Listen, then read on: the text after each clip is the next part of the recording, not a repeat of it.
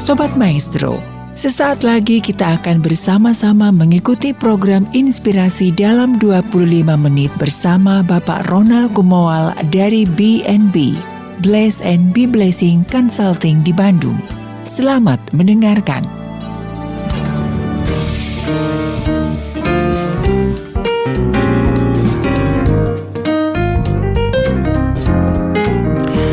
Hari gini masih nggak disiplin.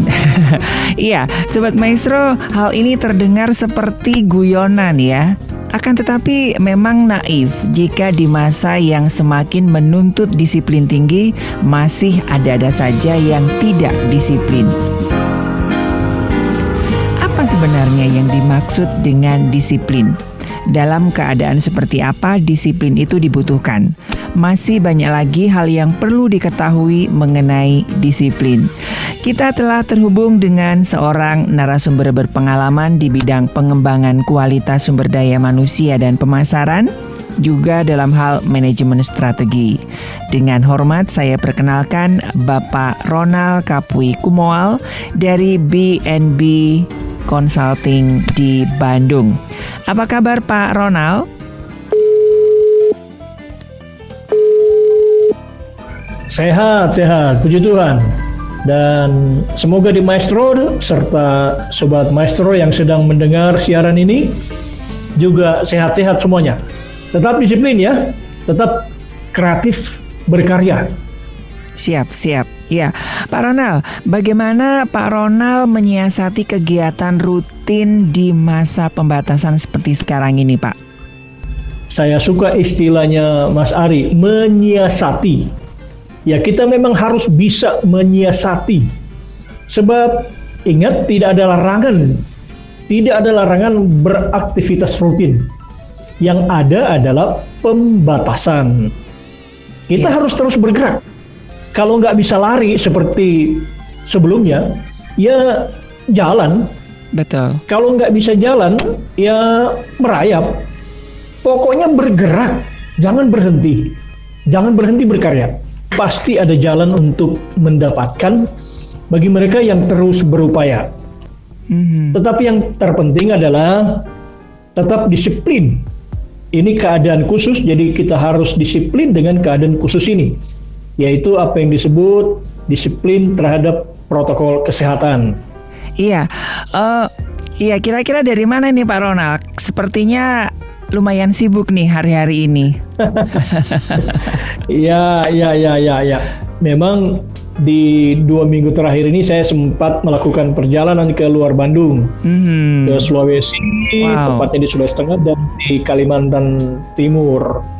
Tetapi tetap pakai surat yang memastikan non-reaktif. Tetap 3M. Dan setelah beraktivitas, setelah itu isolasi mandiri sebelum kembali melanjutkan aktivitas rutin di Bandung. Tetap disiplin, harus demikian. Betul. Oke, iya Sobat Maestro, bahasan ini jauh dari menggurui, sekedar berbagi pengalaman, bertolong-tolongan, saling mendukung, saling menginspirasi kebaikan. Nah, kira-kira disiplin itu apa sih Pak Ronald? Memang terdengarnya berat ya disiplin ya. Betul. Tapi saya suka pembukaan tadi, hari gini nggak disiplin. Disiplin itu mengandung 2 makna. Satu sebagai kata benda, dia adalah tata tertib. Iya. Yang kedua sebagai kata kerja, dia mengandung ketaatan, kepatuhan kepada peraturan. Nah, begitulah kira-kira ya penjelasan formalnya.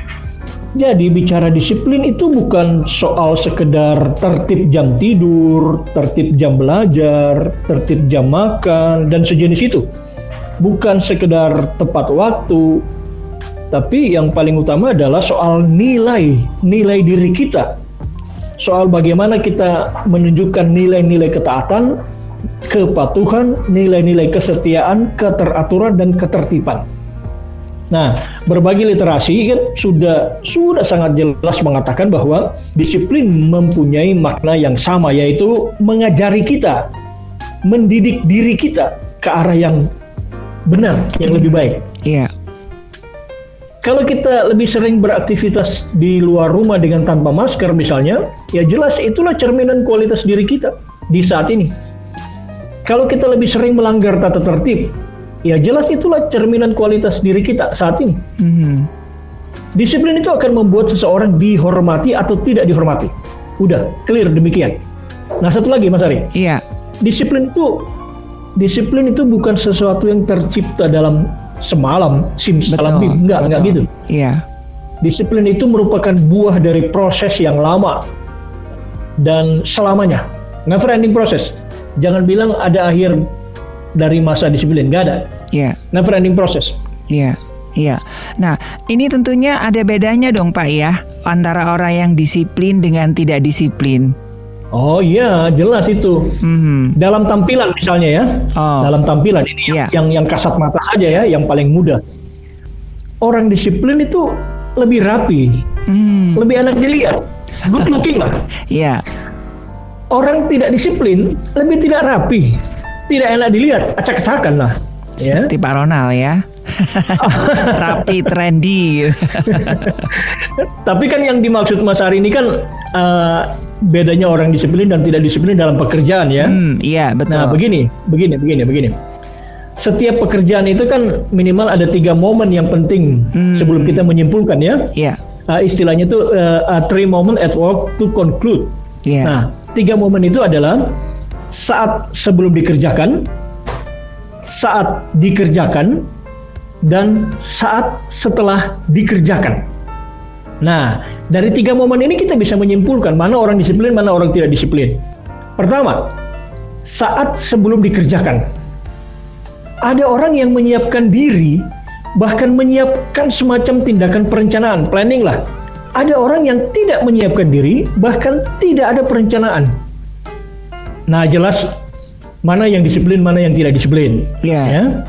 Kemudian momen kedua, saat mengerjakan. Ada orang yang mengerjakan dengan rapih, jelas waktunya, jelas pencapaiannya, smart. Ya, itu istilah umum lah, smart. Specific, measurable, achievable, relevant, dan time-bound goals. Nah, ada orang yang mengerjakan dengan tidak rapih, tidak jelas waktunya. Lebih sering mengalami delay, penundaan. Sehingga tidak jelas juga pencapaiannya. Nah, tidak sulit mengidentifikasi mana yang disiplin, mana yang tidak disiplin. Nah, momen ketiga, saat setelah pekerjaan itu dikerjakan. Ada orang yang melaporkan hasil kerjanya. Ada yang tidak melaporkan hasil kerjanya. Sudah jelas mana yang disiplin, mana yang tidak disiplin. Nah, pertanyaannya, kenapa orang yang disiplin mau melakukan tindakan persiapan, mampu melakukan pekerjaan dengan rapi, dan mau melaporkan hasil pekerjaannya? Nah, sekali lagi, sebab ia sudah membiasakan dirinya, sudah melatih dirinya untuk melakukan hal itu. Dia disiplin. Demikian, Mas Ari. Iya. Nah, pertanyaan selanjutnya, apakah ada korelasinya dengan kesuksesan? Nah, iyalah. Jelas sekali. Jelas ada korelasi antara disiplin dan sukses. Nah, saya ingat sebuah nama, Lou Holtz. Itu seorang pelatih terkenal di olahraga American football. Lou Holtz namanya. He is a former American football player. Pernah melatih di beberapa klub sepak bola di Amerika. Sepak bola Amerika ya, bukan sepak bola yang kita kenal. Iya.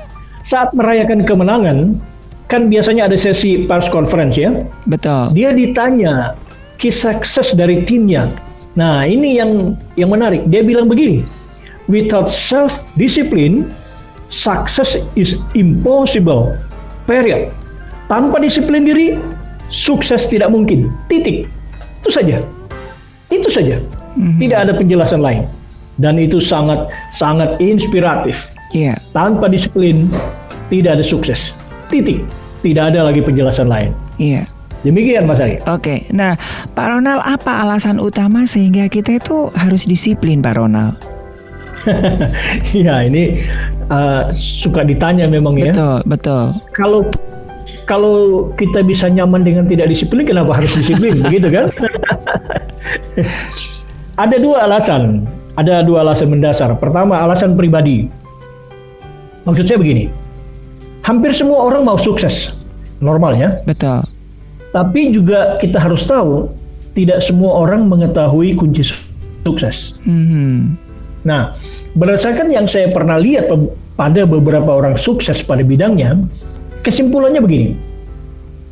Sukses itu adalah titik temu antara dua variabel. Intersection between two variable, kesempatan dan kesiapan, opportunity and readiness.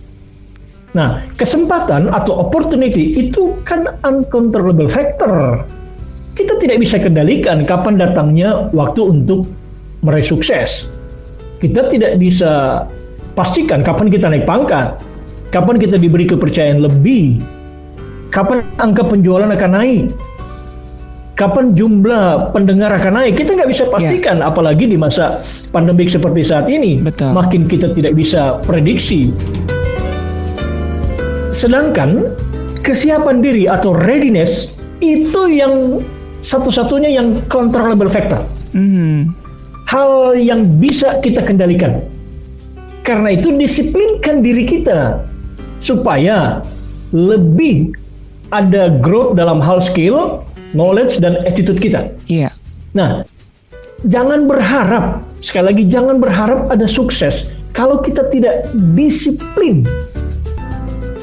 Sukses akan menjadi milik kita kalau pada saat ada kesempatan, pada saat itu kita siap.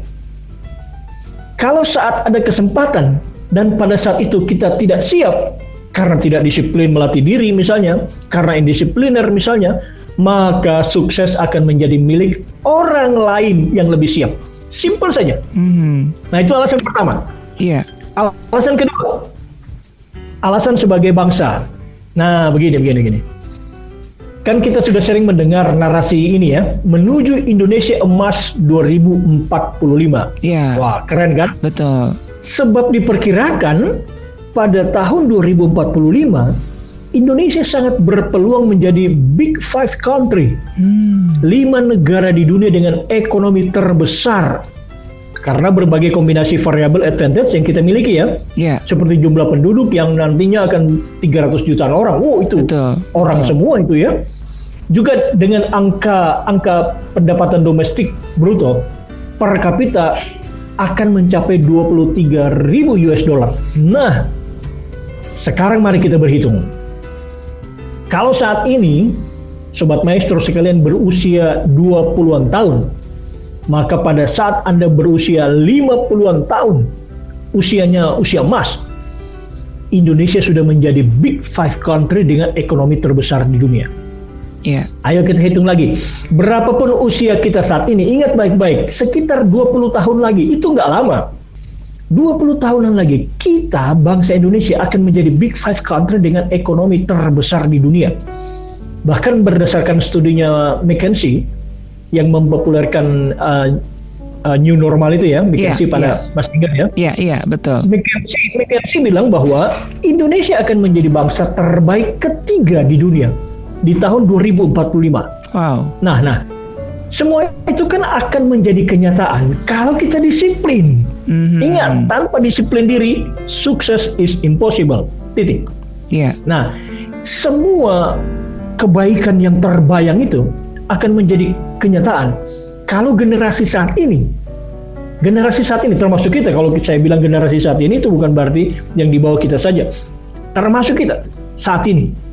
Ayo kita tingkatkan skill kita, knowledge kita, perbaiki attitude kita, miliki keahlian, kuasai ilmu pengetahuan dan teknologi, serta budi pekerti yang baik.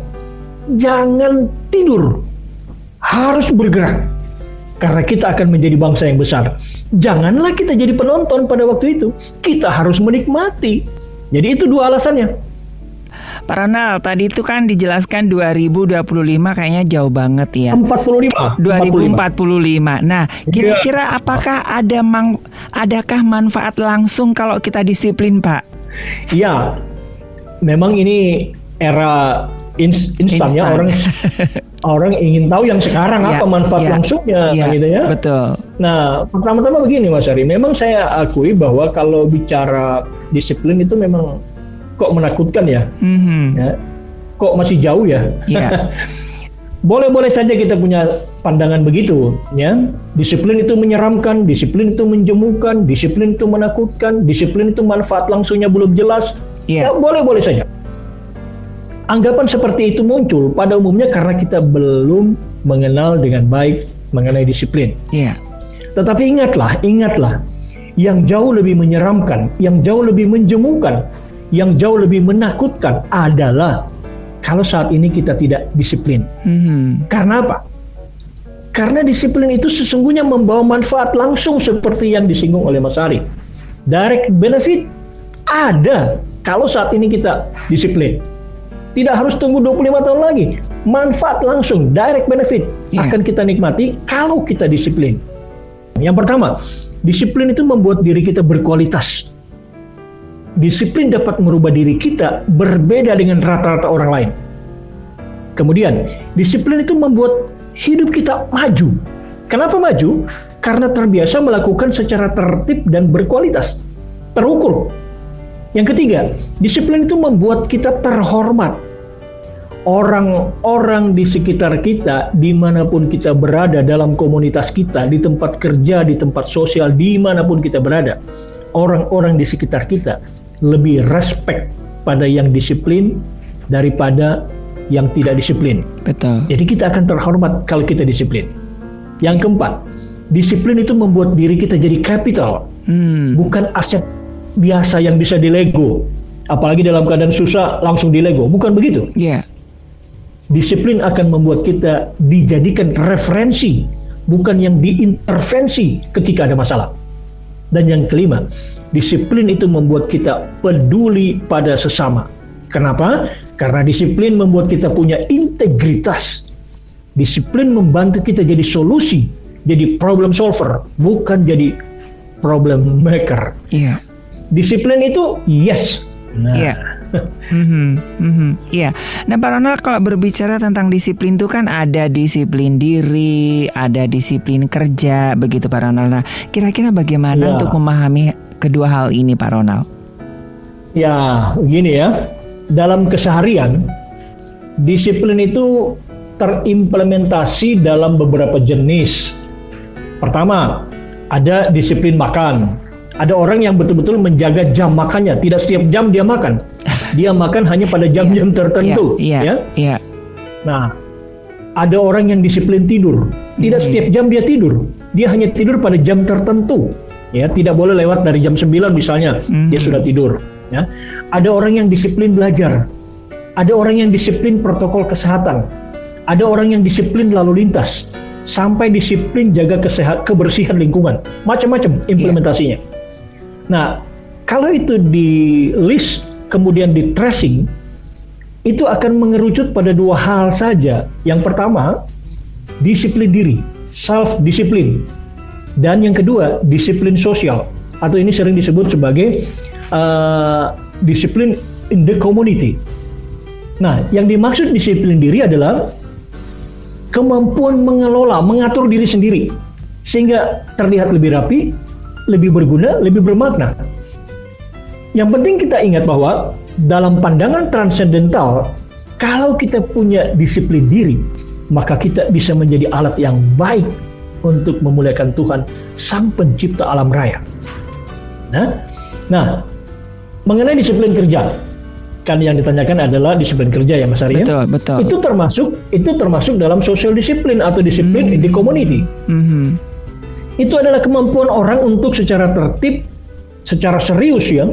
Saya tidak hanya bilang tertib, tapi secara serius mau mematuhi aturan yang berlaku di tempat di mana dia berada sebagai makhluk sosial, di tempat kerja.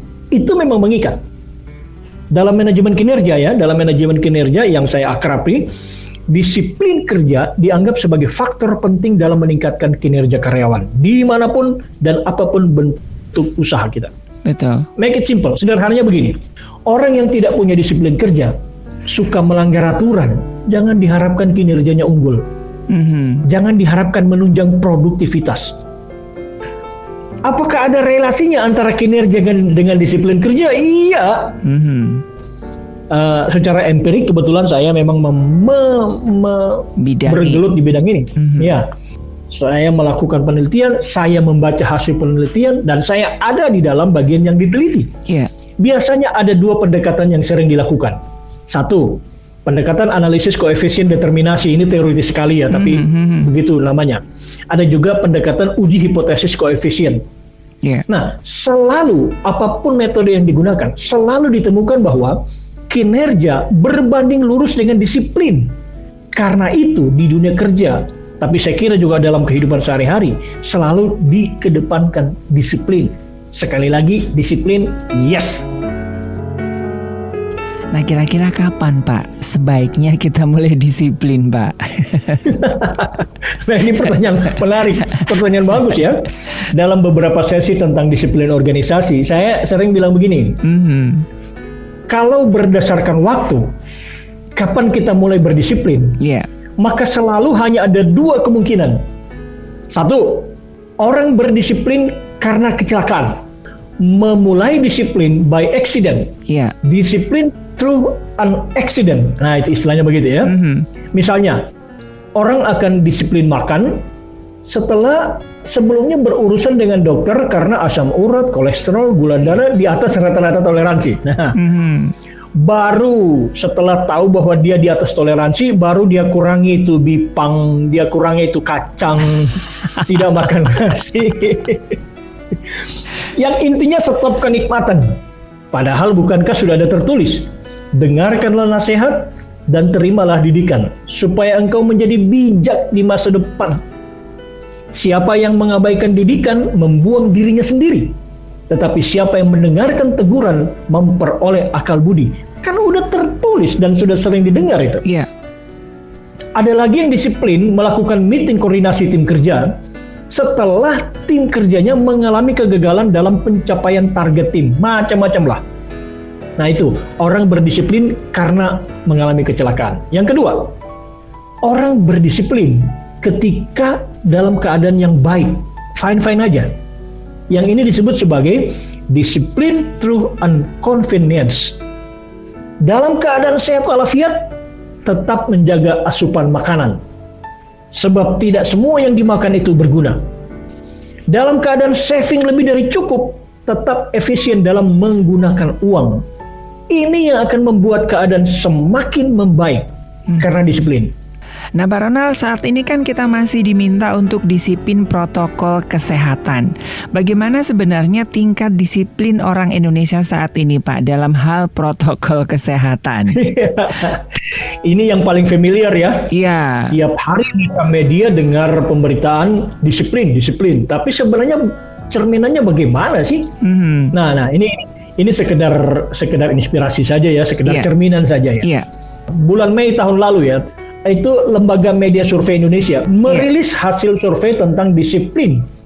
Hasilnya, tingkat disiplin masyarakat selama masa PSBB dalam hal jaga jarak, itu skornya antara 51 sampai 60%. Artinya masih 50-50. Ini tahun lalu ya. Semoga tahun ini sudah lebih baik. Masih sekitar 40 sampai 50% orang Indonesia yang mengabaikan jaga jarak. Dalam hal penggunaan masker, awal tahun ini tercatat kepatuhan masyarakat di Kota Bandung. Nah, ini tempat kita ini. Kepatuhan masyarakat di Kota Bandung dalam hal penggunaan masker tidak pernah kurang dari 90%.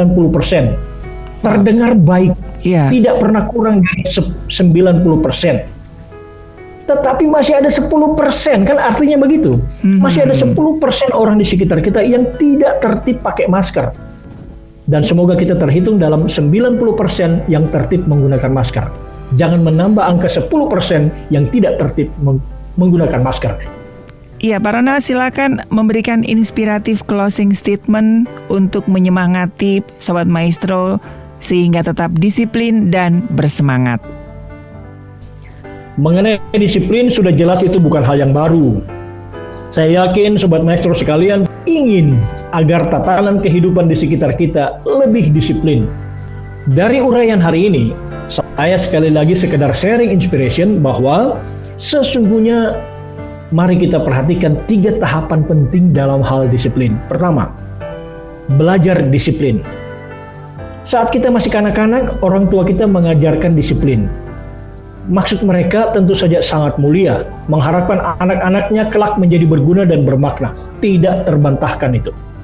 Yang kedua, menjadi disiplin.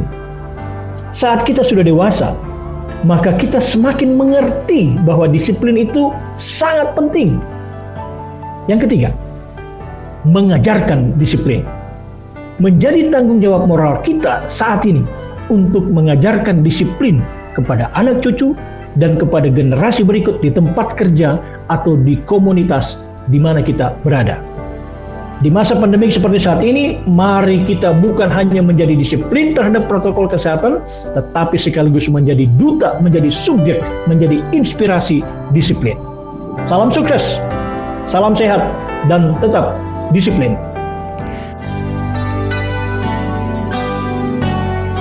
Sobat Maestro, Anda baru saja mengikuti program Inspirasi dalam 25 menit bersama Bapak Ronald Kumoal dari BNB, Bless and Be Blessing Consulting di Bandung. Terima kasih atas kebersamaan Anda.